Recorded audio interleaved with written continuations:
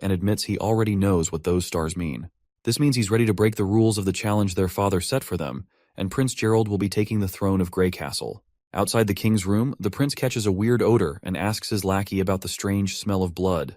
The old guy explains that the king had called for a servant girl who noticed the staff change when she left, so they had to get rid of her. Seems like things are getting interesting because the king hasn't been around women since their mother passed away. As he's about to enter, the old man points out there's no guard patrol, making it easier to move around. The prince scoffs that he's not sneaking in like a rat. He's here proudly to discuss inheriting the throne with his father. But if talking fails, he'll try something else. He grips his sword and leans toward the door.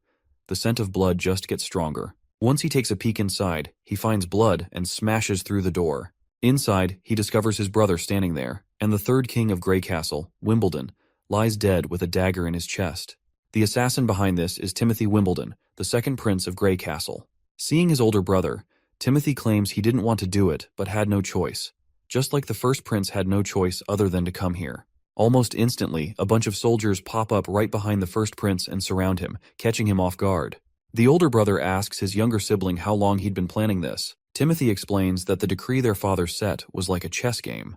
He admits he planned to play by the rules, but the third princess started playing dirty. He also points out Gerald as a dirty player, suggesting the first prince wouldn't have rushed all the way across the kingdom to the capital without a heads up from his astrologer lackey. Seems like his lackey has also betrayed the first prince, though the old man clarifies he never lied. When the heavens move from the equinox, it symbolizes a seeker who's lost their way, but also foretells downfall. The first prince gets annoyed and yells at his younger brother, reminding him how he was the favorite son, given all the advantages by the king. Yet he killed their father. In response, Timothy grins shamelessly, pointing out the first prince's hypocrisy, since he was also there to kill the king if talking didn't work out. The first prince trembles, probably after seeing his brother dropping truth bombs so brutally. He asks Timothy if he intentionally lured him here to get rid of him as well. Timothy just shrugs, saying he didn't plan to confront their sister just by staying put to kill his older brother. He's kinda impressed their sister also saw all this coming before the decree was even written. Timothy goes on to explain he wants to end this royal decree early because his Valencia city isn't like their sister's Clearwater port, which is breeding warriors like rabbits. He needs an army, a big enough one to challenge her sister, and that's only possible if he's rocking the Grey Castle crown. The first prince gets furious and charges at his brother, but the soldiers quickly intervene. One of them strikes him from behind with a spear, forcing him to drop to his knees in front of his younger brother. Timothy devilishly informs his brother that he'll be framed for killing the king and labeled a murderer, and he will face the guillotine for his crime as well. The soldier pins the first prince down, but he keeps protesting, asking if Timothy even has the right to judge him, and vows to expose Timothy's crimes to everyone in public. But Timothy has covered all his bases. He's prepared a potion called the Silencer. Once someone drinks it, they won't be able to utter a word. After executing his brother, Timothy plans to play the grieving role perfectly. With no one else in line for the throne, he'll become king without breaking a sweat. He further tells his brother to curse his sister for the terrible fate he's about to face, while the first prince's mind flashes back to a memory once again, and the soldiers start dragging Gerald out of the place. The cunning fox who betrayed the first prince starts calling Timothy king, declaring that the crown is already his. Timothy gives the man a verbal high five for a job well done, but then he pulls out a presumably poisonous pill and tells the man to swallow it if he doesn't want to be betrayed later. Timothy looks at his father, gritting his teeth in frustration at seeing him dead before his eyes. The scene flashes back to the past when Timothy reported to the king that Gerald was on his way to the capital with intentions to forcibly take the crown. Timothy asked if the king had a plan to prevent this. The king just grinned manically, leaving the boy confused. In the next moment, the king pulled out a dagger, swung with all his force, and thrust it into his own chest, dying immediately before Timothy's eyes. Right in the middle of things, Timothy is pissed off, trying to figure out who's stirring up trouble in the fight for the crown. He's dead set on finding that bastard and showing them what happens when you mess with royalty. Looks like the women who visited the king earlier must be involved in this mess. In any case, we're back at the border town castle where everything's been pretty smooth lately. The steam engine prototype in the mines got fixed up, no accidents, and demons haven't been causing trouble either. Our hero's been chilling out, brainstorming how to boost the town's economy and fill up his empty wallet back again. But then, bam! His peaceful moment gets crashed by the knight barging in with bad news. A massive horde of demons is swarming outside the walls. Down at the border, below the wall, a bunch of monsters are howling their heads off. Up above, the soldiers look freaked out at the sheer numbers. And let's not forget Vonner. He was just a regular miner who ended up joining the army just to eat damn eggs. One of the beasts charges at the wall and directly hits it with full force, leaving the entire wall shaking, and that also did quite a damage to the wall, but the monster immediately falls to the ground and the wolf-type monster starts marching down. Hunter Iron Ace quickly tells everyone to gear up their spears. As soon as the wolves are right on top of them, the terrified Vanner gathers his guts and stabs those beasts at the captain's command. One of the wolves manages to climb up, but the captain swiftly whips out his gun and blows the monster's brains out. With the immediate threat dealt with, Iron Ace tells everyone to stay focused and keep an eye on what's ahead. Suddenly, a soldier screams as they're attacked, their belly pierced deeply. Seeing their guts spill out terrifies Vanner to his core. The knight and the prince finally arrive at the scene. The knight tells Vanner to chill out and remember his training. Once the soldier regains composure, he snaps back to his senses and orders the others to take the injured soldier to the hospital while everyone else holds their ground and fights off the demons beneath the wall. The prince can't help but smile at the sight of Vanner showing such discipline. He's glad that all that egg-eating didn't go to waste in training the civilian army after all. Suddenly, something catches their eye on the ground, something so freaky that even our hero starts to freak out. The hunter, equally spooked, quickly pulls out his gun, saying they've officially stumbled onto trouble for the day. Our hero's mind is spinning at the sight of this behemoth, a disgusting creature that seems to break all the rules of biology. He never thought he'd come face to face with such a mutant monster. The soldiers rain arrows down on the behemoth, but it's like shooting toothpicks at a tank. The arrows just bounce off its thick, mountain-like shield. They look to their leader, asking what the heck they should do next. Meanwhile, the monster keeps stomping along, each step rattling the whole dang ground. Realizing they need more firepower, our hero tells his crew to get their muskets ready. When the monster gets close enough, they start blasting away, but it's about as effective as trying to stop a T-Rex with a water gun. The soldiers start freaking out when even the muskets can't do squat against this monster. The prince quickly tells them to chill and orders Vice Captain Vanner to round up some guys and grab dynamite from storage. After dishing out orders, he tries to get everyone to listen, but bam! The giant behemoth demolishes the wall they busted their butts to build. At this point, the prince is pretty darn sure they're screwed. He didn't figure the monster would be this tough and calls for an immediate retreat before shit goes down real bad. As the wall crumbles, Nightingale swoops in and saves our hero from a nasty fall. Once they're back on solid ground, the boy asks her what she's doing there. She explains she came because she was worried, and now it looks like her worries were on point. She asks our hero how he plans to handle the monster. He assures her he's still got a trick up his sleeve, and right on cue, Vanner strolls back with dynamite in hand. Our hero jumps in, shouting at Vanner to light the fuse and chuck the dynamite under the monster's legs. Meanwhile, poor Vanner's freaking out in this life-or-death situation. Finally, he gets the fuse lit, plops the dynamite down, and bolts out of there while the fuse starts sizzling. Once that fuse burns down, boom! The whole place shakes with a massive explosion, hitting the monster square in the gut. Everyone starts busting out victory moves as they watch the monster crash lifelessly to the ground. The prince is grinning like he just aced a test.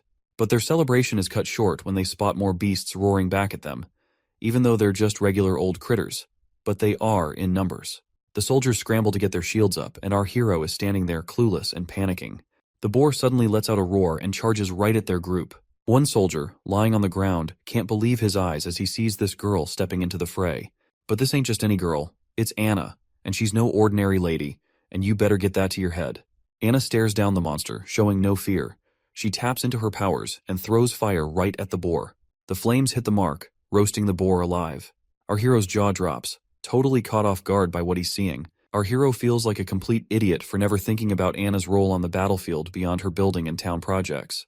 That's exactly why he kept her safe in the sickbay, to avoid any danger, and he has no clue how she got out of here. As one of Knight Brian drops down to his knees, he informs the prince that Miss Anna was worried about his safety and insisted on coming to the wall, and he was not able to stop her.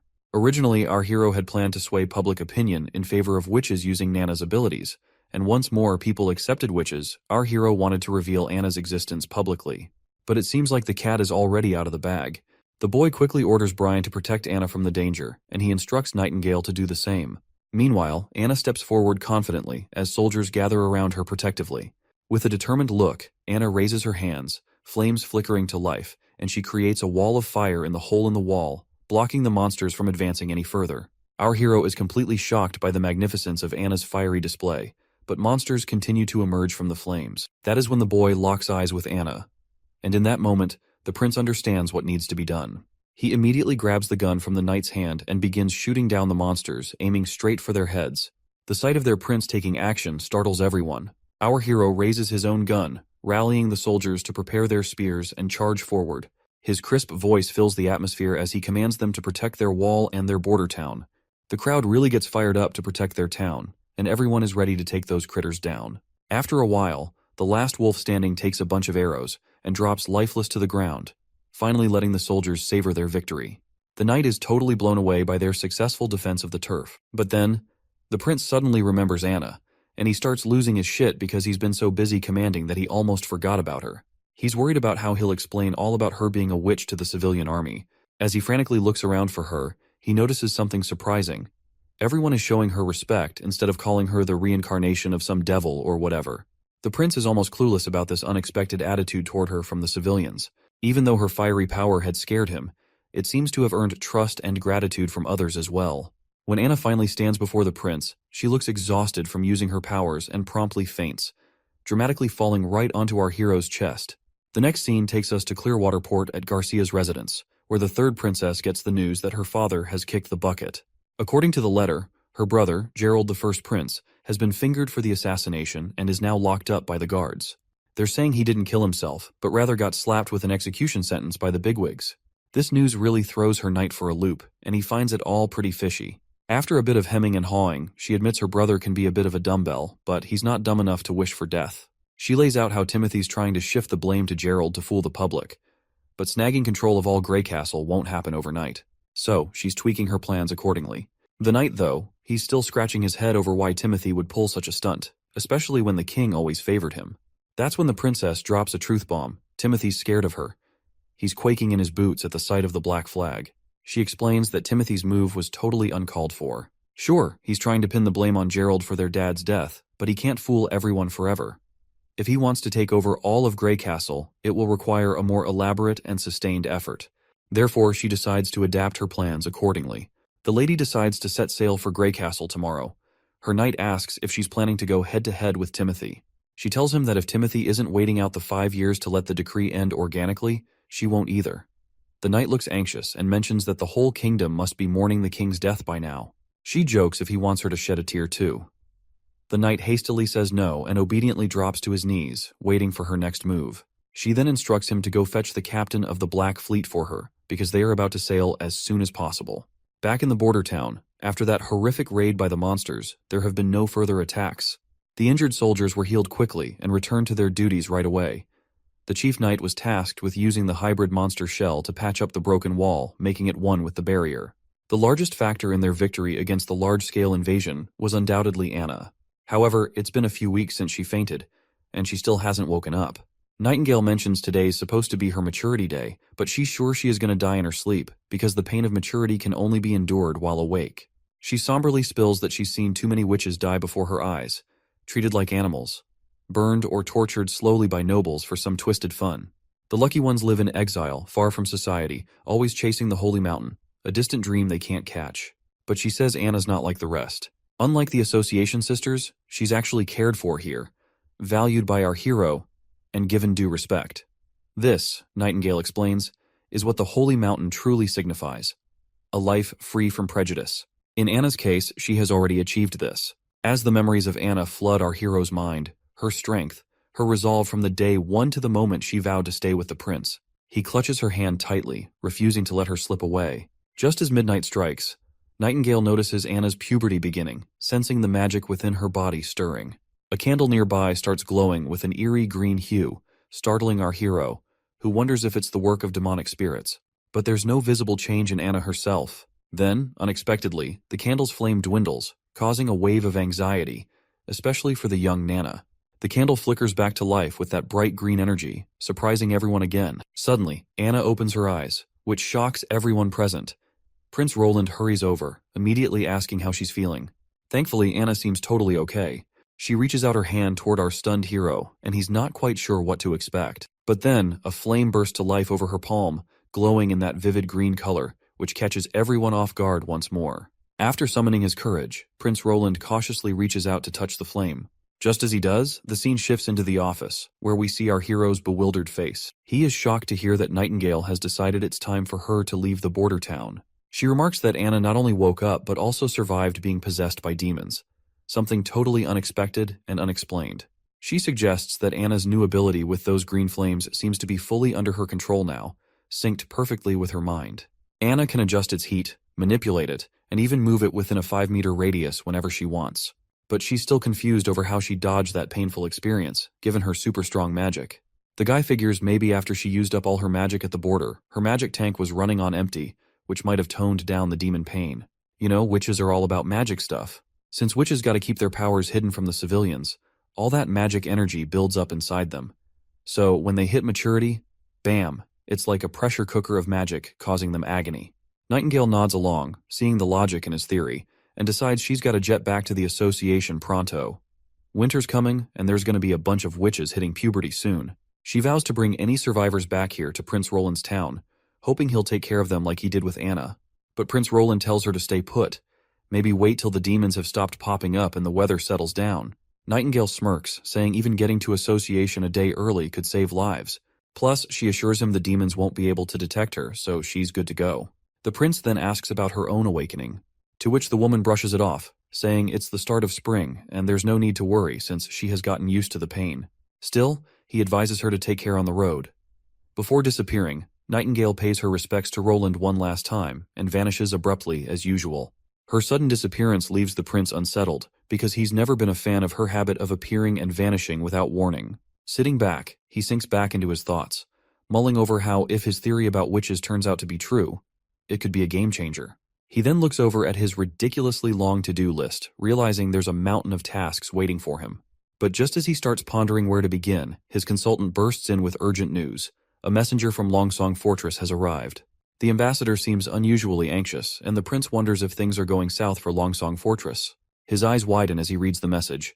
The king has passed away. Redhead, the ambassador, quickly clarifies he's there under orders from Duke Rayan. The royal decree for the 5-year challenge has ended, and Majesty Timothy Wimbledon is now the new king of Grey Castle. The ambassador leaves our hero totally shocked when he reveals that Timothy wants to reward the Prince Roland with new territory and a new position. A moment later, the consultant expresses his grief over the king's death at the hands of the first prince and asks what they should do next. The prince reveals that everything about the situation seems too suspicious to believe, and he will decide after monitoring his two sisters' movements. He admits he doesn't know much about the fifth princess's motives, but he's sure she's not the type to take risks, so he wants to follow her lead. He's also certain that the capital will likely descend into chaos with this power shift, and their priority should be to safeguard their families. With that in mind, he tells his consultant to instruct the chief knight and all castle staff to write letters home. The prince wants to ensure that everyone's families are escorted to other towns to hide. The consultant expresses his gratitude for the prince's careful consideration. The prince also tells his consultant that he wants to stop exporting the town's metals and will only sell gems and rocks to Willowtown, as he wants to use the metals for himself to make more machinery. Additionally, he plans to incorporate more civilians into the army and train them accordingly. He feels smug as he considers the news that the ambassador brought a blessing in disguise. Roland is confident that as long as he hunkers down in Bordertown, someone will try to bite him, such as Duke Rayan from the Longsong Fortress. Once the months of demons pass, he is pretty sure that Duke Rayan will try to extend his influence across the western side of the kingdom under the new administration, and this is precisely what Roland wants. Industrialization is his priority, but what he lacks most is people. Bordertown's population is only around 2,000, limiting the expansion of his projects due to a labor shortage. Buying slaves, recruiting talented individuals, or increasing the birth rate seem unrealistic. On the other hand, if they can take Longsong Stronghold, he can gain a large number of freed people while accumulating wealth. Assimilation is easier, and invasion is the best way to grow the population and gather wealth. Roland acknowledges the hassle of challenging the entire fort of Longsong, and he can only wait for Nightingale to return with the witches. This is also the sole reason the prince wants to expand his civilian army and wants to make more machinery. The next scene takes us to the northern mountain range, where Nightingale proceeds down one of the tunnels. Her steps are soon halted by roots growing out and blocking the entrance. Nightingale immediately introduces herself, and the lady known as Leaf withdraws her roots and gets delighted to see her friend back. After exchanging pleasantries, Leaf reveals that one of the two witches, Erin or Ashley, failed to make it to maturity. They then decide not to dwell on gloomy things and proceed to get inside. Nightingale is looking forward to seeing her friend Wendy, and as soon as Wendy is called over by her friend, she spins around and greets Nightingale warmly, playfully calling her Veronica. Wendy takes Nightingale's hand in hers, causing Nightingale to blush and assert that she's not the same weak girl as before, preferring not to go by Veronica anymore. Wendy insists she shouldn't deny her past because it's a part of her. Nevertheless, Nightingale is glad to see her friend, and they embrace each other tightly. Wendy then inquires about Anna and whether Nightingale managed to help her through her maturity. With a smile, Nightingale reveals that Anna didn't need any saving at all. In fact, what they've discovered is going to change things for all the witches. In a few moments, Nightingale spills the beans to her sisters about the prince and how he's letting everyone stay in his border town without any discrimination against witches. Wendy's not buying it at first, but Nightingale swears up and down that the prince not only said it, but also saved Anna and Nana. Not only that, the prince does not believe in any bullshit about witches being possessed by devils, and stresses that witches get their power from themselves. To seal the deal, Nightingale reminds everyone about her ability to smell lies, so they can trust her when she says the prince is serious. She spills about his plans to protect witches and even go against the church if he even has to. Then she pulls out the steam engine blueprints, proving they can build a kick-ass sanctuary to rival the Holy Mountain. Just as Nightingale's painting this picture of paradise, some lady with green hair barges in, telling everyone to shut up. She seems like their teacher, and Nightingale quickly shows respect by bowing her head. The teacher gives Nightingale the stink eye, wondering aloud if she's saying the Holy Mountain they've been chasing forever is just a bunch of hot air. Next up, we're with the new king, Timothy, where a knight shows up with a stone called Divine Judgment, supposedly the ultimate weapon against demonic forces. The knight boasts that the church has confirmed its power to handle witches for ages, but Timothy's annoyed, blaming witches for his father's suicide. He orders the knight to keep capturing witches and scour the capital thoroughly for more. Meanwhile, back with Nightingale, she wakes up tied to a pillar with that same witch suppression stone around her neck. She's trying to figure out how she ended up in this mess. We flash back to when the green-haired lady freaked out at the idea of the prince siding with witches. She rants about how witches have been persecuted and killed for ages. She believes Nightingale has been deceived by the prince and insists that the pain of maturity is a sacred test for a witch's body and mind, and only those who endure it can achieve true power and find eternal peace in the Holy Mountain. Nightingale is shocked to realize that all the suffering witches endured was just a test for this woman. She's further annoyed at the thought that her fallen sisters, who endured so much pain, are simply dismissed as disqualified subjects. The teacher offers Nightingale a final chance to seek forgiveness for her ignorance and mistakes, promising her mercy. But Nightingale remains resolute, insisting she'll only take sisters with her who believe in her. As she tries to leave, a snake immediately grabs her feet, and before she can react, she blacks out from the venomous injection of petrification, waking up to find herself in her current bind. While they're face to face, Nightingale reminds her why she is using the Divine Stone of Judgment even though it's prohibited in the Witch Association. The Snake Lady says it's just a tool to punish disobedient kids. She reminds Nightingale how Wendy saved her from the clutches of the aristocrats. Instead of repaying that kindness, now Nightingale is trying to sell them all out to those filthy nobles just to mend her relationships with them again. Nightingale denies any such motive, emphasizing she only wants her sisters to live freely without fear of starvation or the pains of maturity, and believes everyone deserves the right to choose their own path. She points out how much Bordertown has changed, pointing out that the steam engine blueprint she brought is just one of many miracles. The Snake Lady scoffs, saying she can't make heads or tails of the blueprint and tosses it into the fire, declaring that a hunk of steel can't move like it's alive and she's no fool. She then grabs the hot dagger and holds it just inches from Nightingale's neck, letting her know this is her last chance to beg forgiveness for trying to deceive the Witch Association. If Nightingale doesn't comply, she threatens to skewer her heart and turn her into an example for others. Even though she is staring at her death, Nightingale remains defiant. Instead of bowing her head, she'd rather take that dagger straight to her heart. That's when Wendy steps in, reminding them how many sisters they've already lost and they can't afford to lose another. The Snake Woman grows agitated, demanding to know if Wendy also believes Nightingale's lies. Wendy denies it, stating she's not planning to go to the border town, but she agrees with Nightingale that everyone should have the right to choose their own path. Wendy then asks if anyone wants to bail with Nightingale to the town, but nobody speaks up. Seeing this, Wendy suggests letting Nightingale go solo since she hasn't done anything to harm the gang. The others agree, telling their teacher to set Nightingale free. But the teacher goes absolutely bonkers, saying she can't risk letting Nightingale go because she might expose their turf location to the church. She swings her dagger, ready to strike, but before she can, Wendy steps in and stops her. Wendy grabs a coin and throws it hard at Nightingale, smashing the power suppressor stone. The teacher gets ticked off and goes after Wendy with a snake that bites her hand. But Nightingale springs into action.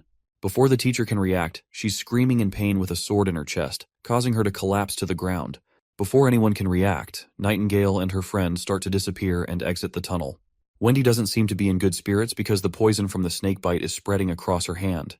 To stop it from spreading further, Nightingale reluctantly grabs her dagger and severs Wendy's hand from her body. She keeps the hand with her, confident that Nana can heal it back soon. They've been walking forever, and it took them 3 days just to get here. Carrying Wendy is slowing them down further, and with her losing blood, Nightingale fears she won't last another 3 days. But her worries prove unnecessary when a mysterious newcomer arrives, ready to lend a helping hand. A newcomer looks like a boy at first glance, but she is actually a girl. She reassures Nightingale not to freak out. Her name is Lightning, and she recently joined the Witch Association. Nightingale stays cautious around this tomboy and asks if Kara sent her. Lightning shrugs it off, saying it's no wonder Nightingale doesn't recognize her since she's always out and about. She makes it clear she's here because, like Nightingale said earlier, everyone should live life their own way, and she's chosen to stick with Nightingale. Simple as that. She's totally pumped about all the machinery and exploding dynamite, being an explorer at heart. Nightingale wonders why someone so into adventure joined the association. Lightning explains that finding the Holy Mountain is an adventure in itself, but the association is all about books, and Kara's always buried in them. Nightingale asks if Lightning's a fighter, to which she nods, mentioning she can fly too. Or so Lightning thought. She's struggling to move an inch with all that weight over her little shoulders. Finally, she gathers enough energy and starts floating slowly through the air. The tomboy then asks if Nightingale knows Wendy for a long time, noting how Wendy called Nightingale Veronica back at base camp. Nightingale confirms they go way back and tells how, before joining the association, people treated her like a puppet. And it was Wendy who showed her way to live. She reveals she had a family in Silver City when she was 13, but her parents disappeared during a commoner uprising. Nightingale's uncle then took her and her brother, Hyde. That was also the year her witch abilities first appeared inside her, but her uncle figured out her secret right away and split her from Hyde, locking her up to train her powers. He threatened to harm Hyde unless she used her abilities for his dirty work. So she became a full-on assassin. Poisoning, ambushing, you name it. She did every kind of horrendous act. As the Gillen family's wealth increased with time, her hands got dirtier and dirtier as well, soaked in the blood of others. The worst part is that her powers were just too perfect for that kind of work. When she finally reunited with Hyde, he turned her away cold, wishing he didn't have a witch for a sister. After that, she was broken inside. When maturity hit, she managed to survive the pain, and her powers also intensified. The prison bars couldn't contain her anymore, so she broke free, killed her uncle, and left with no direction. It was then she found Wendy, who was like a spark of warmth in her cold world. Wendy took her to the association, where she met other witches, and their teacher Kara provided solace to everyone. In the present, Lightning points out that Kara has gone off the rails, finding it hard to believe there's a prince who genuinely cares about witches. After finally reaching Border Town, we find our duo inside this familiar, quaint cottage. The prince can't seem to stop sneezing, wondering who might be thinking about him so much. Just then, a commotion grabs their attention. As they turn around, they see Nightingale and the other two bursting into the cottage, crashing right before their feet. Anna immediately takes her stance to deal with these uninvited intruders. But Nightingale immediately yells at our